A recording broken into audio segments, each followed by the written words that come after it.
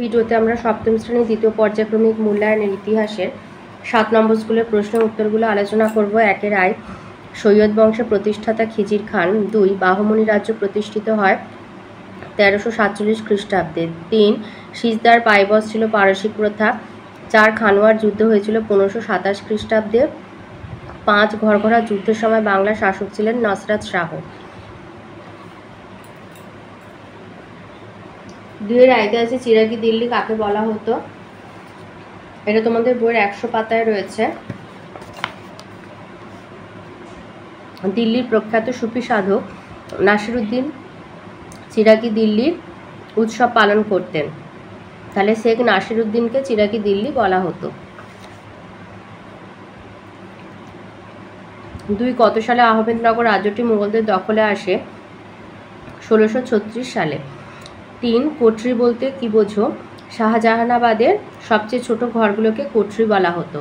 4 আকবরনামার রচয়িতাকে আবুল ফজল। 5 জিতল কি? জিতল হচ্ছে তামার মুদ্রা। এই যে 102 পাতায় রয়েছে নগর বণিক এবং বাণিজ্য, এই যে চ্যাপ্টারে।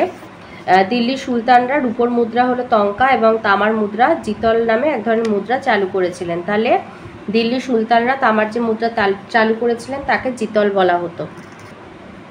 3 এর আইতে আছে কেন্দ্রীভূত রাষ্ট্র ব্যবস্থা বলতে কি বোঝো? এটা রায়মার্টিন সহায়িকা 93 পেজে রয়েছে।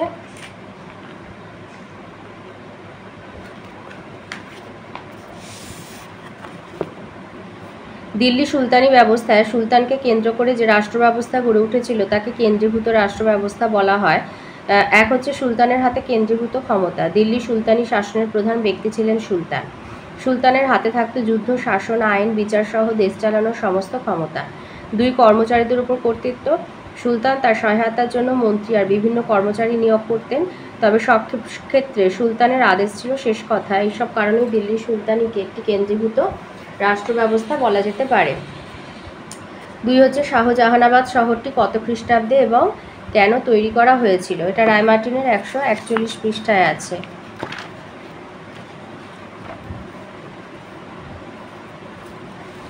কেন কোথায় শাহজাহানাবাদ শহরটি গড়ে উঠেছিল? প্রতিষ্ঠার কারণ মুঘল সম্রাট শাহজাহান শাহজাহানাবাদ শহরটি প্রতিষ্ঠা করেছিলেন। তিনি সুলতানি আমলে গড়ে ওঠা ধ্বংসপ্রাপ্ত দিল্লি শহরের রাজধানী গড়ে তুলতে চাননি, তাই তিনি নতুন এলাকায় শাহজাহানাবাদ শহরটি প্রতিষ্ঠা করেন 1639 খ্রিস্টাব্দে। এর অবস্থান হচ্ছে সম্রাট শাহজাহান প্রতিষ্ঠিত শাহজাহানাবাদ শহরটি গড়ে উঠেছিল যমুনা নদীর পশ্চিমে একটা উঁচু জায়গায়। এটা পুরনো দিল্লি থেকে খানিকটা দূরে অবস্থিত ছিল। 3 নম্বর প্রশ্ন, দহশালা ব্যবস্থা সম্পর্কে যা জানো লেখো। এটা আমি প্রান্তিক থেকে দিচ্ছি, তোমরা ভিডিওটা পজ করে লিখে নেবে।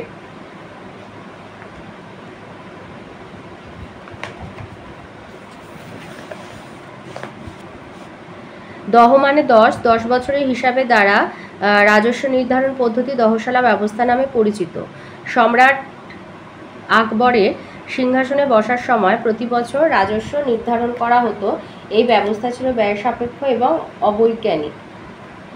আকবরের অর্থমন্ত্রী টোডরমল স্থির করেন তার 1/10 বার্ষিক রাজস্ব স্থির করেন যে বিগত 10 বছরের উৎপাদনের গড় নির্ধারণ করে তার 1/10 বার্ষিক রাজস্ব করা হবে।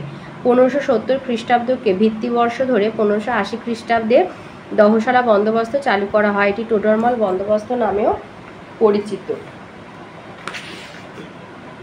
এটা প্রান্তিক থেকে দিলাম।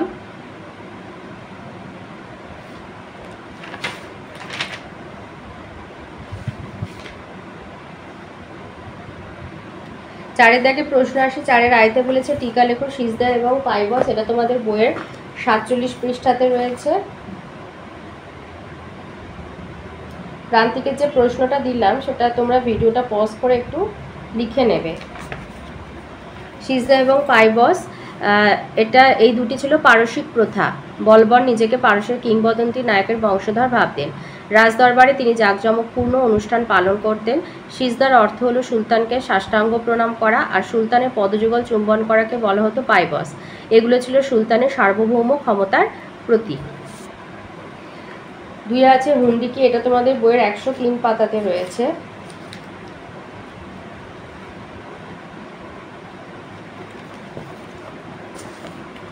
তুর্কি শাসকদের আমলে কাগজের ব্যবহার শুরু হলে সরাফরা হুন্ডি নামে এক ধরনের কাগজ চালু করেছিল।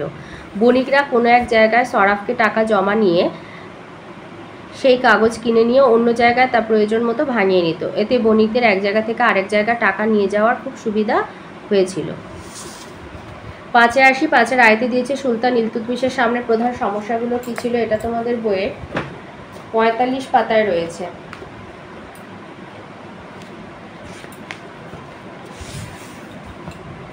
এই যে ইলতুৎমিশের সময় দিল্লি সুলতানির সামনে প্রধান 3টি সমস্যা ছিল। প্রথমত, কিভাবে সাম্রাজ্যের মধ্যে বিদ্রোহী শক্তিকে দমন করা যাবে, এটা একটা।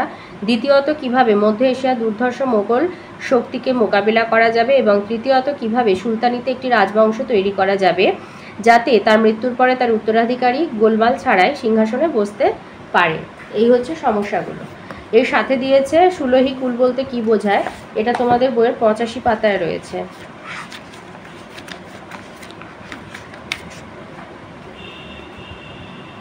আচ্ছা, এটার জন্য দিয়েছে সুলহি কুলের জন্য দিয়েছে 2 নাম্বার।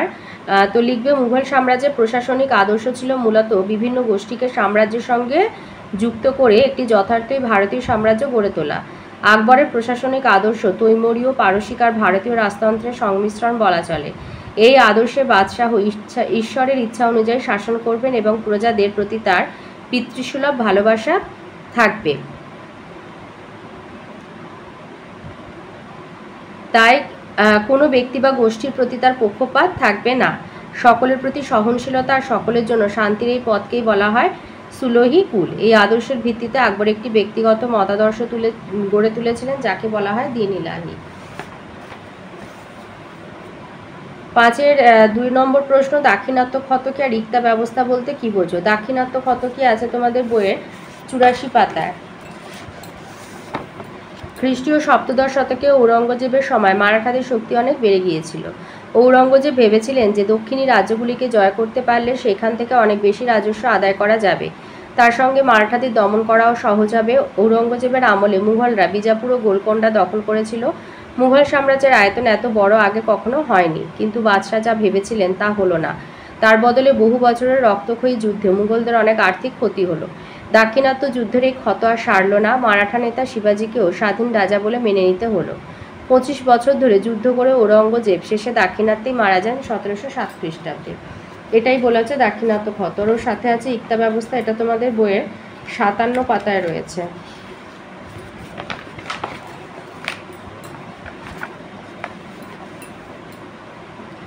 দিল্লি সুলতানরা সাম্রাজ্যের আয়তন ক্রমশ বাড়িয়েছিলেন। নতুন অধিকার করা অঞ্চল থেকে রাজস্ব আদায় করা প্রয়োজন ছিল। সেখানে শান্তি বজায় রাখারও দরকার ছিল। সুলতানরা যেসব রাজ্য জয় করলেন সেই রাজ্যগুলি এক একটা প্রদেশের মতো ধরে নেওয়া হলো। এই প্রদেশগুলোকে বলা হতো ইক্তা। ইক্তাদারের দায়িত্ব থাকতেন একজন সামরিক নেতা, তাকে বলা হতো ইক্তাদার মুক্তি বা ওয়ালি।